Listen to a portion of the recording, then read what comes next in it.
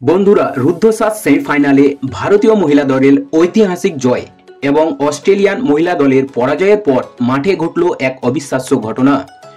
ভারতের কাছে ম্যাচ হেরে কান্নায় ভেঙে পড়লেন অস্ট্রেলিয়ার অধিনায়ক অ্যালিসা হিলি। কিন্তু শুধু তাই নয়, কান্নার মাঝেই তিনি এমন কিছু বললেন যা শুনে স্তব্ধ হয়ে গেল গোটা ক্রিকেট বিশ্ব। চলুন দেরি না করে জেনে নেওয়া যাক ভারতীয় মহিলা দলের কাছে সেমিফাইনালে হেরে অ্যালিসা হিলি ঠিক কি বলেছিলেন।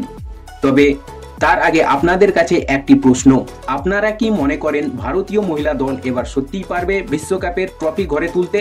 নিচে কমেন্টে জানাতে ভুলবেন না। দ্বিতীয় সেমিফাইনালে প্রথম ব্যাট করতে নেমে অস্ট্রেলিয়ার শুরুটা মোটেই ভালো ছিল না। অধিনায়ক ও উইকেট কিপার অ্যালিসা হিলি মাত্র 5 রানে কে গৌরের বলে আউট হয়ে ফিরে যান।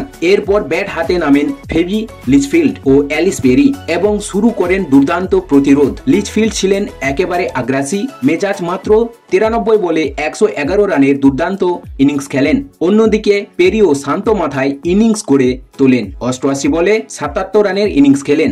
এই জুটিতে অস্ট্রেলিয়া পায় বিশাল স্কোরের ভিত। শেষ দিকে আসে আসল ঝড়। অ্যাশলে গার্ডনারের ব্যাট থেকে মাত্র 45 বলে 63 রানের বিস্ফোরক ইনিংস, 4টি 4 ও 4টি ছক্কার সাহায্যে অবশেষে 49.5 ওভারে অস্ট্রেলিয়া 338 রানের অল আউট। ভারতের সামনে লক্ষ্য 339 রান। 339 রানের টার্গেট তারা করতে নেমে শুরুটা কিন্তু মোটেও ভালো ছিল না। শেফালি ভার্মা দ্রুত আউট, তারপর স্মৃতি মান্দানা ফিরে যান। মাত্র কয়েক ওভার 2 উইকেট হারিয়ে চাপের মুখে ভারত। কিন্তু এরপর ক্রিজে আসেন 2 অভিজ্ঞ ব্যাটার জেমিমা রদ্রিগেজ ও অধিনায়ক হরমনপ্রীত কোবরা।